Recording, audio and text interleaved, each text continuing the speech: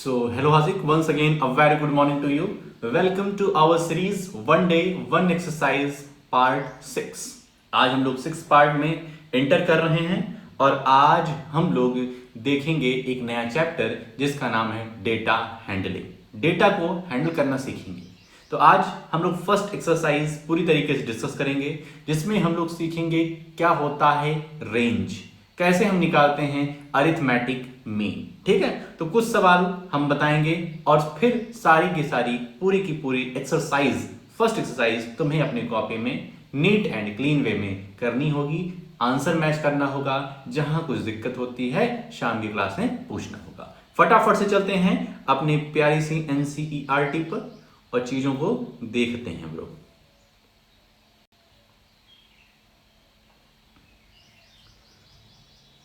तो exercise 3.1,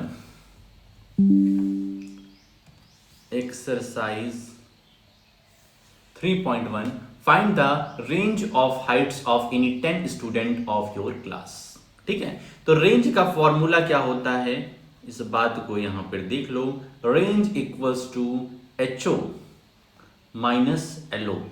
HO means highest observation, LO means lowest observation. तो जो भी तुम्हें डेटा मिला हुआ है उसमें सबसे बड़ा जो ऑब्जर्वेशन होगा माइनस कर देना लोवेस्ट ऑब्जर्वेशन से, तो तुम्हें पता चल जाएगा रेंज कितनी है। सेकंड क्वेश्चन डिस्कस करते हैं। इसमें हम लोग अरिथमेटिक मीन और रेंज दोनों के दोनों को इसी क्वेश्चन में हम लोग देख लेंगे। कह रहा है organise the following marks in a class assessment in tabular form. हमको टेबल फॉर्मेट में इस वाले डेटा को लिखना है, टेबुलर फॉर्म में। ठीक है, तो ये सब क्या है, ये मार्क्स हैं। क्या है, मार्क्स हैं, नंबर हैं। किसी एक टेस्ट हुआ है किसी सब्जेक्ट का, उसमें ये मार्क्स आए हुए हैं। इनको हमें टेबुलर फॉर्म में लिखना है, तो सबसे पहले टेबुलर फॉर्म में हम लोग लिख लेते हैं। टेबुलर फॉर्म में यहां पे ही लिख लेते हैं। तो इस तरीके से टेबल बना लेंगे एक ठो सुंदर सी। ब्लैक कलर लेते हैं क्या ब्रो, ब्लैक कलर मजा ही आ जाएगा। पहले इसको इरेज मारते हैं और फिर अब ब्लैक कलर लेते हैं। इस तरीके से एक टेबल बना लेते हैं।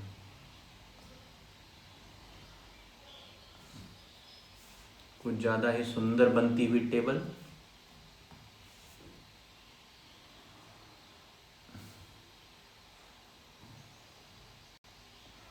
ठीक है, ये ऐसे यहां पे लिख देते हैं मार्क्स और यहां पे लिख देते हैं मार्क्स के बाद number of student, number of student. ठीक है, इसको थोड़ा सा और बड़ा कर लेना।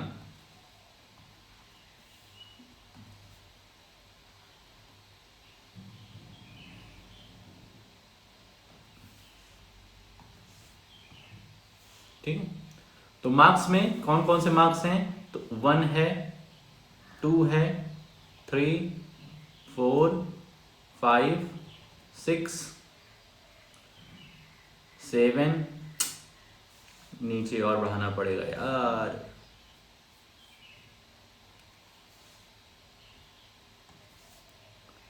8, 9। ठीक है,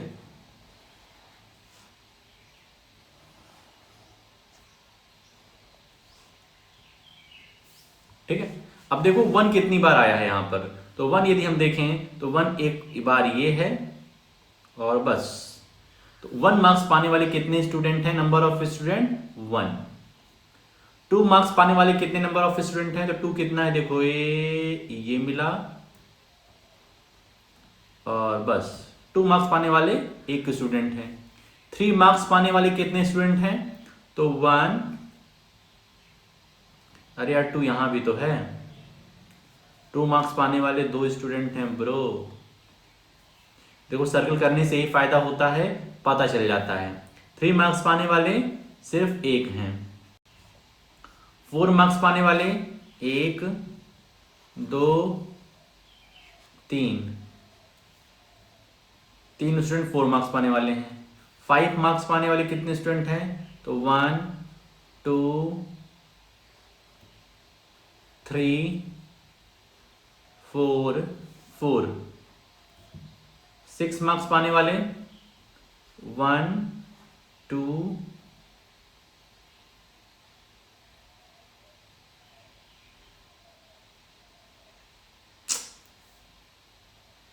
3 4। एक 5 यहां देखो छूटा हुआ है, तो इसको कुल मिलाकर के 5 बार आया है। ठीक है, 5 जो है वो 5 बार आ रहा है। 7 कितने टाइम्स है? तो 1 2। 8 1 टाइम है और 9 1 टाइम है। 8 1 टाइम 9 1 टाइम। देखो सरल करने से क्लियर हो जाता है कि कौन सा बचा हुआ है। तो ये तुम्हारा हो गया टेबुलर फॉर्म। टेबुलर फॉर्म, ठीक है। Which number is the highest? कौन सा नंबर ज्यादा लोगों ने पाया है? कौन सा नंबर ज्यादा लोगों ने पाया है? तो वो कौन सा है? 5th। 5 नंबर, 5 मार्क्स पाने वाले की संख्या ज्यादा है, तो यहां 5 लिख देंगे। Which number is the lowest? Which number is the lowest? कौन सबसे कम मार्क्स पाया है? मतलब कौन ऐसा मार्क्स है जो नंबर ऑफ स्टूडेंट जिसमें कम है? तो 1 3 और 1 3 8 एंड 9। 1 3 8 एंड 9 ये मार्क्स हैं जो कम नंबर ऑफ स्टूडेंट को मिले हैं, मतलब एक ही एक इसमें है। What is the range of the data? Range क्या है डेटा का? तो 9 माइनस 1 इक्वल्स टू 8।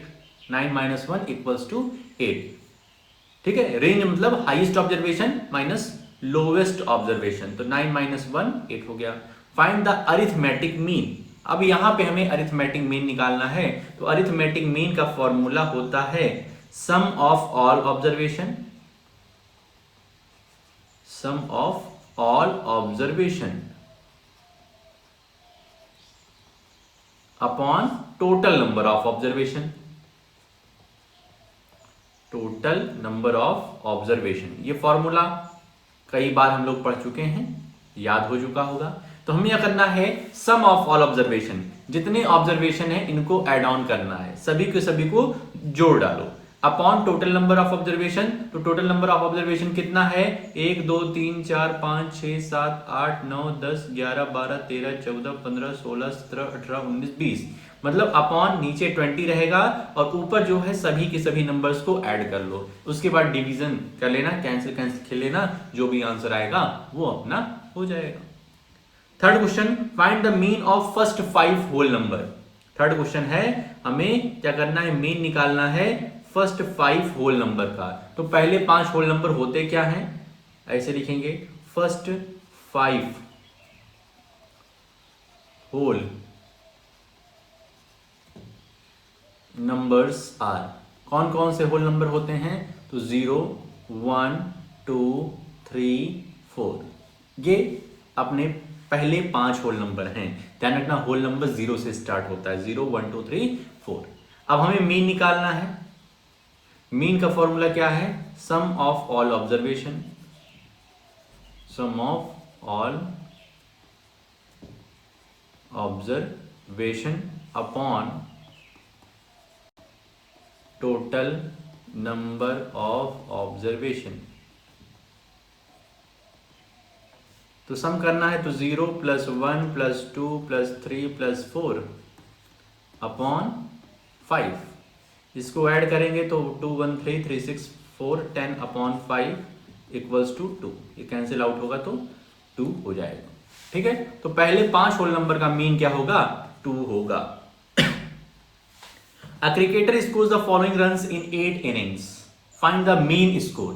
इसमें भी वही करना है, लेकिन बाकायदे फॉर्मूला, हर एक क्वेश्चन में तुम्हें फॉर्मूला लिखना पड़ेगा कि mean equals to, arithmetic means mean equals to क्या होगा? Sum of all observation upon total number of observation.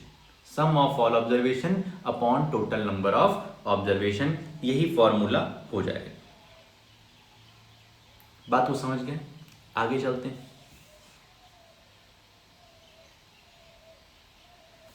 Following table shows the points of each player scored in 4 games. यहां पर हमें क्या करना है, एक टेबल दिया हुआ है, इसमें बता रहा है कि प्लेयर ए ने गेम 1 में कितना स्कोर किया, गेम 2 में कितना स्कोर किया, गेम 3 में कितना स्कोर किया, गेम 4 में। तो प्लेयर ए की बात करें तो पहला गेम खेला तो 14 रन बनाए, दूसरा गेम खेला तो 16 रन बनाए, तीसरा गेम खेला तो 10 रन बनाए, चौथा गेम खेला तो 10 रन बनाए। जो प्लेयर बी है हमारा, प्लेयर बी ने पहले गेम में 0 रन बनाए, जैसे गए आउट हो गया। गेम 2 में 8 रन बनाए, गेम 3 में 6, गेम 4 में 4 रन बनाए। हमारा प्लेयर सी जब खेलने गया बैटिंग करने तो गेम 1 में 8 रन, गेम 2 में 11 रन, गेम 3 में खेला ही नहीं, गेम 3 में वो खेलने ही नहीं गया, और गेम 4 में उसने 13 रन बनाए।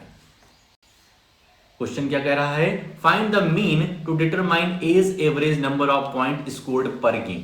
मतलब प्लेयर ए का एवरेज निकालना है, प्लेयर ए का एवरेज। ध्यान रखना, एवरेज कहे, मीन कहे, अरिथमेटिक मीन कहे, बात एक ही होगी। तो यदि हम मीन निकालेंगे या यहां एवरेज लिखा है तो एवरेज लिखते हैं, यहां पर हम एवरेज लिखते हैं, average of A equals to sum of all observation, A O लिख रहे हैं, all observation upon total observation, T total observation.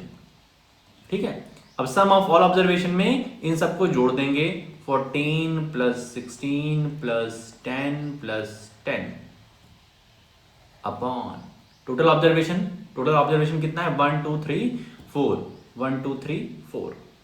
ठीक है, सम ऑफ ऑल ऑब्जर्वेशन में 14 प्लस 16 प्लस 10 प्लस 10 अपॉन 4, क्योंकि टोटल नंबर ऑफ आउटकम कितने हैं, 4 हैं। इसको ऐड करेंगे तो ये क्या हो जाएगा, इसको अब ऐड कर लेना यार, ठीक है, इतना ऐड कर लेना। To find the mean number of point per game for C would you divide the total point by 3 और बाई 4, वाई। कह रहे हैं सी की बात करें, सी प्लेयर सी की बात करें तो हम किस नंबर से डिवाइड करेंगे, 3 से डिवाइड करेंगे कि 4 से डिवाइड करेंगे। मतलब टोटल नंबर ऑफ ऑब्जर्वेशन कितने हैं, 1 2 3 4। देखने में तो यहां 4 लग रहे हैं, लेकिन भाई साहब हमें देखना पड़ेगा कि प्लेयर सी थर्ड गेम में खेला ही नहीं, तो 4 से क्यों डिवाइड करेंगे भाई। प्लेयर सी ने थर्ड गेम में ऑप्ट ही नहीं किया, वो गया ही नहीं खेलने, तो इस वाले को हम इग्नोर करेंगे। तो प्लेयर सी का एवरेज निकालने के लिए, मीन निकालने के लिए हम 4 से डिवाइड नहीं करेंगे, 3 से डिवाइड करेंगे, क्योंकि ये तो नेग्लेजिबल है, ये तो कोई मतलब का ही नहीं है। प्लेयर सी उस दिन गया ही नहीं खेलने। ठीक है, third, B played in all the 4 games, how would you find the mean. B ने चारों गेम्स खेले हैं। अब देखो ये 0 रन बनाया है, तो ऐसा नहीं कि खेलने नहीं गया था, खेलने गया था, ये उसमें आउट हो गया पहली बॉल पे, तो अपॉन 4 होगा, 4 मैचेस खेले हैं इसने। तो बी ने चारों गेम खेले हैं, इस वजह से हम अरिथमेटिक मीन निकालने के लिए क्या करेंगे, इसको 4 से डिवाइड करेंगे। यही लैंग्वेज लिखनी पड़ेगी। Who is the best performer, सबसे अच्छा परफॉर्म किसने किया, तो तीनों का तीनों एवरेज निकाल लेना, ए का, बी का, सी का एवरेज निकाल लेना। सबसे अच्छा जिसका एवरेज रहेगा, सबसे ज्यादा जिसका एवरेज रहेगा, उसने सबसे अच्छा परफॉर्मेंस दी है। ठीक है, इस तरीके से क्वेश्चन निपट जाएगा, कर लेना भाई इसको भी। The marks out of 100 obtained by a group of students in a science test are 85, 76, 90, 85, 39, 48, 56, 95, 81 and 75. Find the highest and lowest marks obtained by the student. Highest marks कितने हैं, तो इसमें देखोगे तो 95 जो है हाईएस्ट ऑब्जर्वेशन है, हाईएस्ट मार्क्स है। और लोवेस्ट मार्क्स की बात करें तो ये होगा 39। ठीक है, तो हाईएस्ट मार्क्स 95, लोएस्ट मार्क्स 39। ठीक है, range of marks obtain, range क्या है, तो भाई highest observation minus lowest observation. Clear है। Mean marks obtain by the group, तो मीन मार्क्स का क्या फॉर्मूला होता है, sum of all observation upon total number of observation. Sum करने में थोड़ा सा ध्यान रखना, कैलकुलेशन अच्छी करना, कैलकुलेटर का लेकिन इस्तेमाल बिल्कुल मत करना यार, नहीं तो अब एग्जाम नजदीक है, लेने के देने पड़ जाएंगे यदि ऐसा कुछ गुस्ताखियां हुई तुम्हारी तरफ से। 7th क्वेश्चन आते हैं। The enrolment in a school during 6 consecutive years as follows. पहले साल में इतने एनरोलमेंट हुए 1555, दूसरे ईयर में 1670, तीसरे ईयर में 1750 बच्चों का एनरोलमेंट हुआ, फोर्थ ईयर में 2013 का, फिफ्थ में 2540 और फिर 2820। तो हम यहां देख रहे हैं कि इस स्कूल में मतलब बच्चे हर साल बढ़ रहे हैं। Find the mean enrolment of the school for this period. हमें मीन निकालना है यहां पर भी, तो मीन का फॉर्मूला वही अपना क्या, sum of all observation upon total number of observation. ऊपर इन सभी को ऐड करके लिख देंगे, ऐड कर देंगे और अपॉन कर देंगे 6 से, क्योंकि टोटल नंबर ऑफ ऑब्जर्वेशन कितने हैं, 6 है। ठीक है, तो ये भी हो गया। इसके बाद the rainfall on 7 days of certain week was recorded as follows. Find the range of the rainfall in the above data. तो सबसे बड़ा इसमें आउटकम हमको ये दिख रहा है 20.5 माइनस 0.0, रेंज आ जाएगी खटाक से 20.5। Find the mean rainfall for the week. Mean rainfall निकालना है, एवरेज निकालना है, इसको भी हम लोग निकाल देंगे sum of all observation upon total number of observation करके। On how many days was the rainfall less than the mean rainfall. अब अपना मीन निकला रहेगा, मीन हम लोग इस वाले पोर्शन से निकाल लेंगे। उसके बाद क्या करेंगे, उसके बाद हम लोग क्या कर देंगे, अपॉन मतलब मीन निकाल लेंगे और मीन का जो भी डेटा आएगा, मान लो 21.3 आ रहा है तो देख लेंगे, मान लेते हैं ऐसा आएगा नहीं और कम आएगा, 18 पॉइंट कुछ आएगा या तो 15 के समथिंग कुछ आएगा। तो जितना डेटा इससे कम रहेगा 15 पॉइंट से, उतना हम यहां लिख देंगे कि इतने डेज मीन रेनफॉल से कम बारिश हुई है। ठीक है, समझ में आया? मतलब जो भी यहां डेटा आएगा उससे कम जितने भी डेटा यहां पे दिए रहेंगे वही आंसर हो जाएगा। मान लो 3 डेटा, इस वाले डेटा जो हमारा मीन आएगा उससे कम रहेगा तो यहां पर 3 आंसर, यदि 4 है तो 4 आंसर आ जाएगा। ठीक है, इसके बाद 9th सवाल भी कुछ इसी तरीके से है। क्या कह रहा है इसमें, the height of 10 girls were measured in centimetre and the result are as follows. तो हमारे क्लास की किसी 10 लड़कियों की हाइट नापी गई और सेंटीमीटर में ये वैल्यूज दी गई है 10 लड़कियों की। What is the highest of the tallest girl. सबसे बड़ी लड़की की कौन सी हाइट है, सबसे बड़ी लड़की की 150 नहीं है, 151 है, 151 है। What is the highest of shortest girl। अब इसमें देख लोगे कि सबसे नाटी गर्ल कौन सी है। ठीक है, रेंज निकाल लोगे और मीन हाइट निकाल लोगे और how many girls have height more than the mean height. Mean height जो भी निकल के आएगी उससे ज्यादा वाली लड़कियां कितनी हैं इसमें, इसको देख करके आंसर बता देना। तो इस तरीके से आज की क्लास में, नन्ही सी छोटी सी मोटी सी क्लास में हम लोग मीन रेंज समझ गए और उनसे रिलेटेड जो सवाल हैं उनकी भी हिंट मैं तुम्हें दे दिया हूं। तो अब तुम्हारा काम रहेगा बहुत ही अच्छी हैंडराइटिंग में लेटर्स को, जो भी नंबर्स लिखोगे उसको बहुत साफ बनाना। ये नहीं कि तुम 3 बना रहे हो समझ में वो 5 आ रहा है, तुम बना रहे हो 7 वो समझ में आ रहा है 1। ऐसी गलती मत करना, तभी अच्छे मार्क्स आएंगे, वरना हर बार की तरीके से इस बार भी विकेट पे विकेट गिरेंगे। ठीक है, आई होप सो कि समझ में आ गया होगा, तो काम कर लेना। तो आज के लिए अपने इस वीडियो में इतना ही रखते हैं, मिलते हैं नेक्स्ट वीडियो में। ओके।